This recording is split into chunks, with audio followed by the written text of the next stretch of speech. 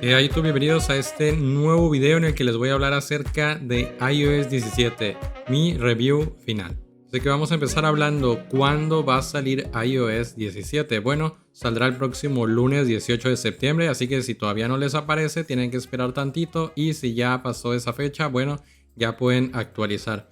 Ahora, el peso de esta actualización, al menos en mi iPhone 13 Pro Max, fue de 6.25 GB. Yo tengo una versión que es adelantada para los desarrolladores, así que probablemente pese algo similar. Necesitarán tener disponible bastante almacenamiento en su dispositivo para poder instalar esta actualización.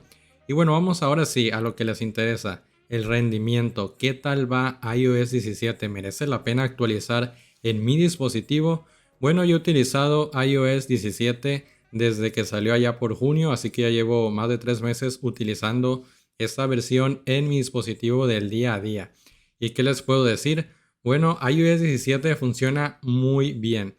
De hecho, especialmente desde iOS 17 Beta 6, mi experiencia con iOS 17 mejoró notablemente respecto a las betas anteriores. No es que fueran malas las betas anteriores, pero a partir de la beta 6 ya se empezó a observar esa madurez que caracteriza o que debe de caracterizar a una versión final. La estabilidad es muy similar a lo que recuerdo con iOS 16.5, que fue la última versión que utilicé, y también con iOS 16.6. ¿Con qué me refiero a que sea estable? Bueno, que las aplicaciones abren normal, no es que se trabe, nada que se cierre, todo funciona como debe de ser. Esta no es una versión que esté más optimizada o que le dure más la batería, eso sí debo de admitir. No es que Apple se haya enfocado en mejorar o aprovechar cada parte de la batería para que dure más, no. Simplemente es una versión que incluyó algunas novedades, pero que sigue siendo estable. Lo que sí debo decir es que, al menos en lo que recuerdo que era iOS 16 cuando recién salió, esta versión iOS 17 sí va mejor. Está o tiene menos errores, a diferencia de iOS 16, que su introducción estuvo plagada de errores. Y bueno, ahora hablando acerca de la batería, ¿qué podemos decir? ¿Consume más iOS 17? ¿Se bebe la batería? Bueno, la duración de la batería es parecida a iOS 16. Como les dije anteriormente, no es una versión que ahorre batería. No dijo Apple que iba a mejorar ese aspecto, pero eso no significa que consuma de manera exagerada. Es similar a lo que hemos visto en iOS 16 en las versiones más recientes. Ojo, no en las versiones primeras que salieron que se bebía la batería.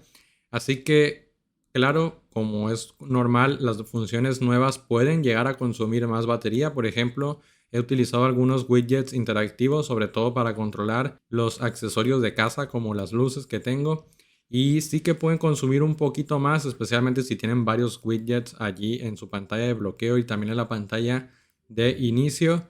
Pero bueno, ya ustedes tendrán que jugar con esas novedades. En cuanto al calentamiento, a eso sí ha sido muy buena.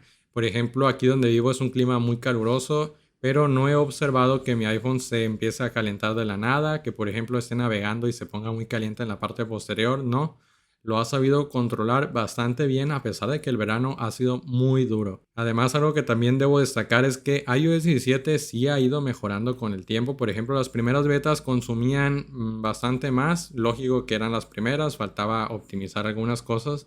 Y ya desde la beta 6 el consumo ha mejorado. A mí me más o menos una carga del 100% que no la llego a utilizar durante el día, pero proyectaría que me duraría unas 8 horas de pantalla encendida, lo cual es bastante bueno.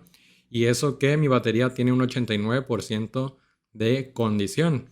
Así que se trata de una versión que consume algo similar a iOS 16, pero sin tener los problemas que hacían que se drenara la batería, por ejemplo, cuando salió iOS 16. No creo que haya razón para preocuparse en ese aspecto, pero claro, tengan en mente que no es una versión que va a mejorarles la duración de su batería. Ahora sí, la gran pregunta, ¿debo actualizar?